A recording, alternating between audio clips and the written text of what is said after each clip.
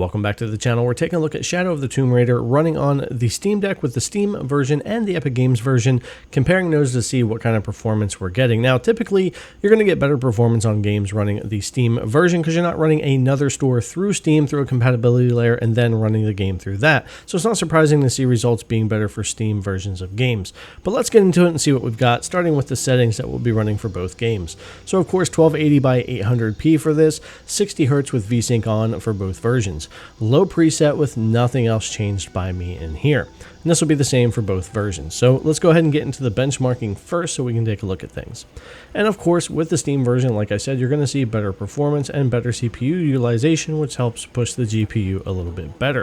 And you'll see this in many different examples throughout the video.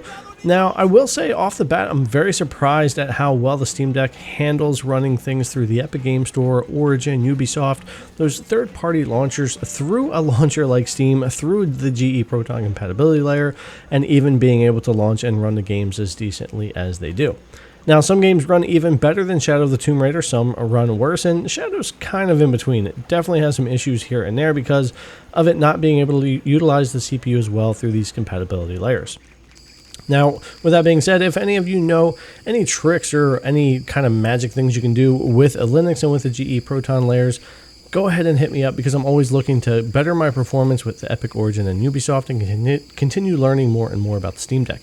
But I ran all the compatibility layers from GE Proton 18 all the way up to 29 and couldn't get better performance than what I'm getting here with Epic. And here's a good example of where the CPU is really needed as we go into this town.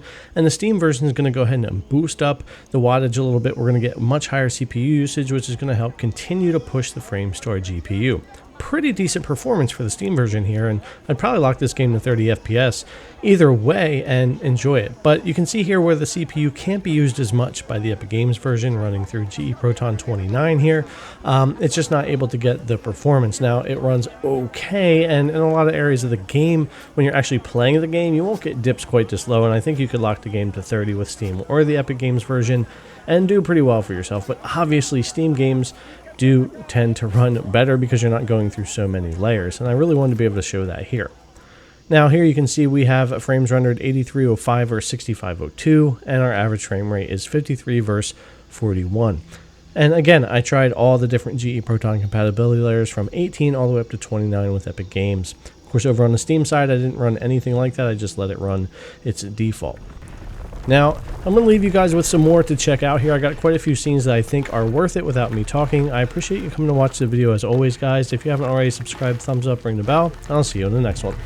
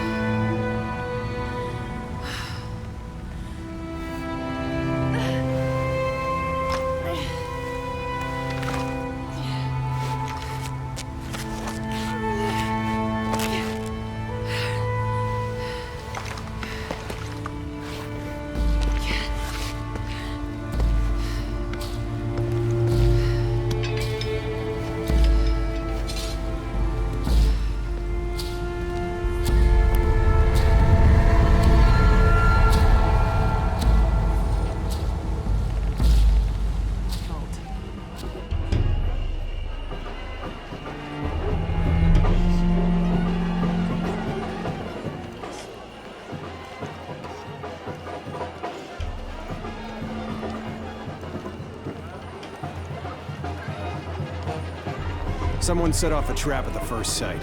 We think it was Croft. Wait, What's wrong? I want confirmation, Commander. No more guessing.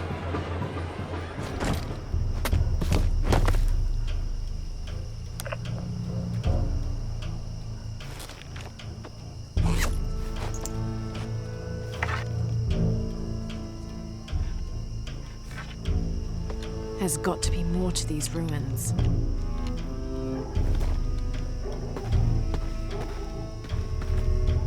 A Maya pyramid inside some sort of cave.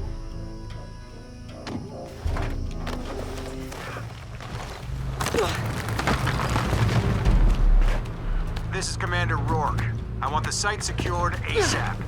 When Dr. Dominguez arrives, we all go in together.